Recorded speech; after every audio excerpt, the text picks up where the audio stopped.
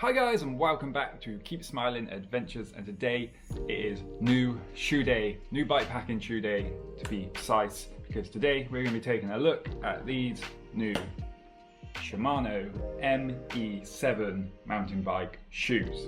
So for the last year of bike packing I was primarily using these bad boys, the Physique Terrors.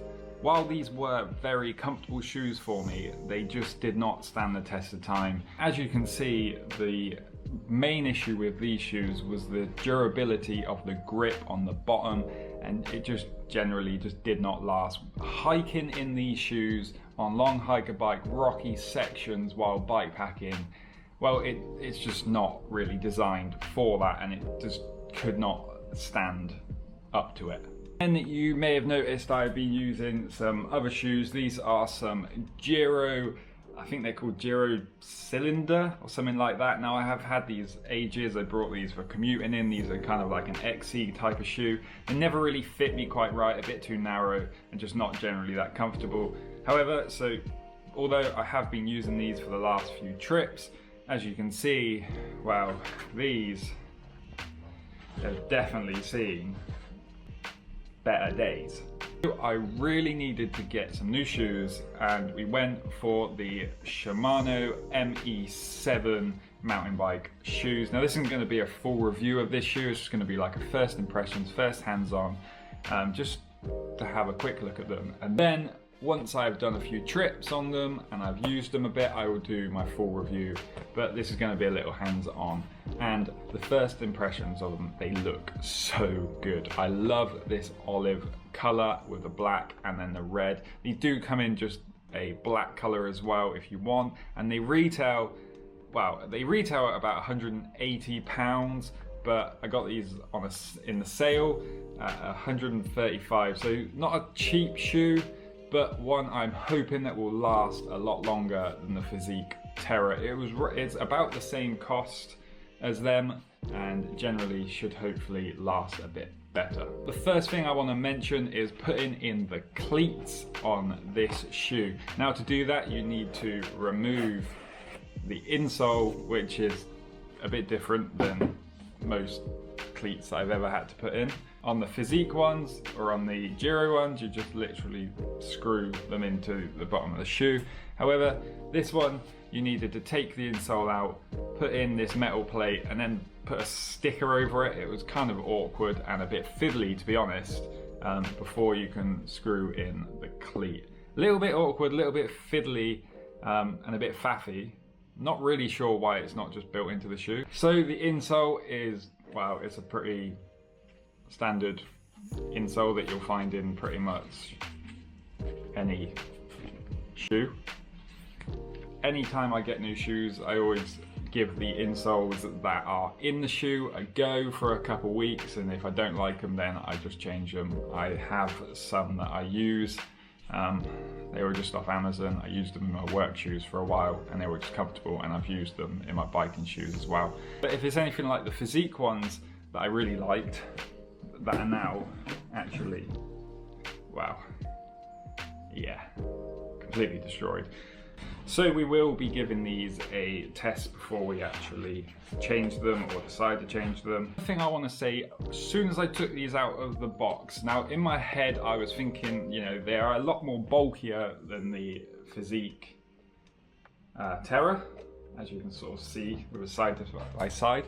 Now I was expecting these to be kind of a bit heavy, but actually taking them out, they are probably about the same weight as the Physique Terror, maybe even a bit lighter. I don't have any scales to actually measure them, but they feel basically the same. And considering this is a much beefier shoe, that it really surprised me. I took them out and I was like, oh wow, they're not as heavy as I thought, which is great. So a few of the features of this shoe. Now the most obvious one is this little ankle cuff protector type thing. Now I think this is supposed to stop crap getting inside your shoe, little stones and stuff, which has been an issue in the past. You'll probably have seen me on some of my trips like emptying my shoes out because, you know, you go through streams or muddy sections and just little bits of crap get in your shoe and it's annoying. So they have put this little ankle sleeve here to protect and stop things doing that. How well that will work, I don't know, and this is one of my main sort of concerns, and I'm hoping it just isn't one in the long run, is how this is going to actually like feel while you're riding. Is it going to rub? Is it going to get annoying? Hoping not, but time will tell. Now, another thing on this shoe, we have a ratchet system. So we have, you know, pretty standard. To tighten your shoe, you just ratchet it closed, and you can press this down and open it. Now, I've had ratchet systems like this in the past on a lot of road shoes, and this was a little bit of a concern, but I double checked, and Shimano do a replacement of this, and I only checked that because I've had these in the past and I have just managed to just like be a bit over strong with them and managed to snap the actual ratchet off. So although I'm hoping that doesn't happen, it has happened to me in the past. I kind of prefer the little dialy twisty things, but if it does break, at least I know a replacement is possible. Now, this shoe does not have laces. It has this Velcro strap here, which is protecting and sort of hiding this section here, which is kind of like a lace, but it's not a lace. It's like an elastic lace, which you can't actually tie. It has basically like a bungee cord kind of thing, and you just tighten that down to actually tighten your shoe. Should be quite nice. No laces to tie, and they get tucked away nicely underneath this strap. The shoe also has a steel toe cap. Well, I'm not sure it's actually steel, but it's a toe protection. It's going to be a lot nicer over the last two pairs of shoes because they've just been kind of XC kind of orientated, so not much protection, just being quite as light as possible. This shoe isn't going to be fully waterproof like pretty much all shoes. They have to have kind of air vents, so water's always going to get in, but this shoe does feel and seem quite well protected, just generally, like with the strap and the heel thing, so it should hopefully help with not allowing too much water in, but that might actually make it kind of harder to dry. Well, the number one thing that I was looking for in my next bikepacking shoe was really the hikeability. I needed something that was tough on the bottom and something that was actually comfortable to hike. You know, when you're doing these bikepacking trips, there can be sections of very rocky, quite hard to hike sections, whether that's river crossings or whatever. It can be kind of hard, and while using the Physique and the Giro ones, they just didn't quite cut it. The Physique ones were just generally quite terrible at walking over anything that was rocky.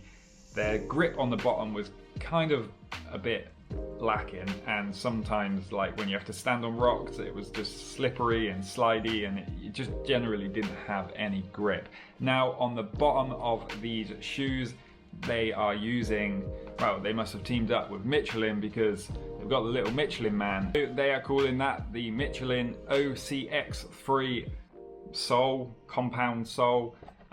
And just generally it feels a lot grippier and just a lot sturdier. I'm hoping that will last up. It just looks way better and it just feels a lot more designed for hiking. Now, these shoes are designed just for general, like any mountain biking really, or a tough commuter shoe they aim them at, but I think they are going to be pretty good for hiking in.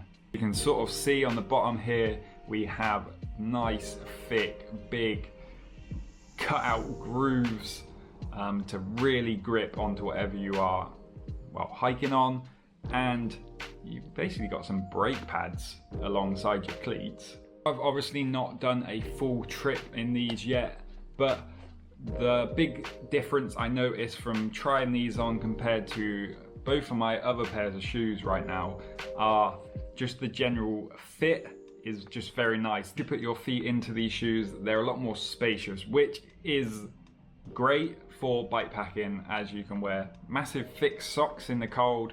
Also, when you are riding for long periods of time and hiking, and you know, your feet get all hot and sweaty and everything like that, your feet expand, so giving them a bit of space to move in is just great. That was my main issue with the Giro ones, is they're just too narrow, they're just way too tight, and they just generally hurt after a day's cycling. Physique ones, I didn't find that they hurt too much while I was riding. However, when there was lots of hiking, that was when they hurt, because they just didn't offer any protection. Now these shoes here definitely feel like they're going to offer a lot more protection.